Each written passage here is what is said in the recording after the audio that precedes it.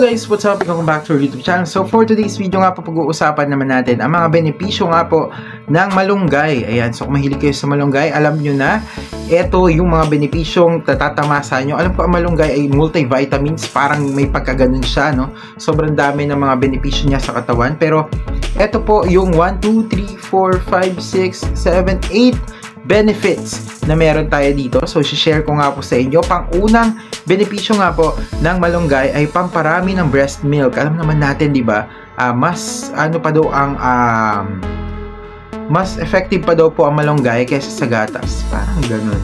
Yung calcium niya and all. So, ayan, pamparami nga daw po ng breast milk. Alam naman natin yan. Actually, medyo yan yung isa sa pinaka-popular na alam natin sa malunggay. Ayan, number 1 yon. Number 2 ay mabuti para sa liver at kidney. Wow!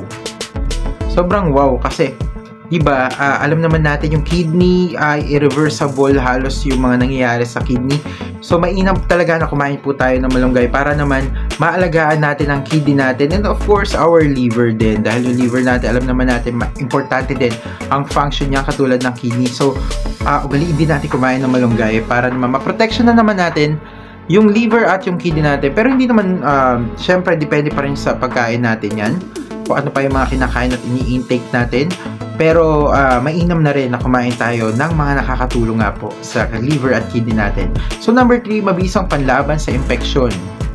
Again guys, ayan yung mga infection na yan. Isa pala na magandang panlaban ay ang malunggay. So ugaliin kumain ng malunggay, ano? Anti-infection pala siya, infection, ayan. And number 4, protektado ang mata. So para sa mga mata natin, yung mga gustong alagaan yung mga mata natin, ayan, kumain po tayo ng malunggay. Number 5, pampaganda ng buhok. Wow, kailangan kaya tayo. Kaya siguro hindi ganun maganda yung buhok ko dahil dito, hindi tayo madalas nakakain ng malunggay. Pero alam naman natin yung mga nilalagyan din ng malunggay, masasarap din talaga siya. And may mga nabibili din na powder na malunggay. Pero hindi ko sure kung paano gamitin yun. Hindi ko alam kung tinitiplop, ginagawa bang inumin yun. Pero yun na nga, ayan, meron din po mga powder na malunggay kung wala pong malunggay na tanim sa inyo. And number 6, ayan, ay mabuti para sa digestion. Para naman sa mga may problema sa kanilang tiyan, ayan.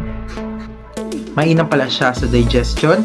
Number 7 ay makakatulong sa paggamot ng diabetes. Uy, ang daming mga anti-diabetes pala na pwede natin kainin, ano? Kung may hilig lang talaga tayo sa mga pagkain na green leafy foods, ayan, ay makakaiwas din tayo sa maraming mga sakit katulad nga po nitong malunggay.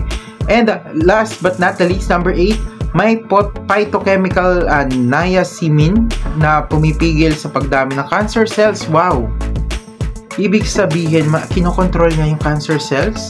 Ayan, so ayon na nga rin po ito sa may healthy info, sinare nga po nila. So, apakaganda. Sobrang ganda. Diba?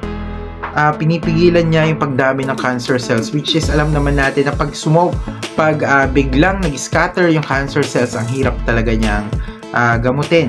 So, mainam pala yun sa malunggay. So, share nyo to sa mga kamag-anak, mga kuwan ninyo na may cancer man o wala, diba? Syempre, kailangan nila ng protection laban nga po sa cancer. So, alam naman natin, isa sa leading talaga or siya yung leading, hindi ko sure, or isa sa leading na cause ng death nga po ay ang cancer. So, sana ay share natin to and sabay-sabay tayo maging healthy. So, kung nagustuhan nyo nga po itong vlog na to, mag-comment, mag-like, and mag-subscribe na nga po kayo, and hit na po yung notification bell, and share nyo na po rin po itong video na to. And kita-kita po ulit tayo sa another benepisyo na ihahatid po natin sa inyo. So, yun na nga. Maraming salamat. God bless. Ingat po kayo palagi. And see you again. Thank you po. Bye-bye.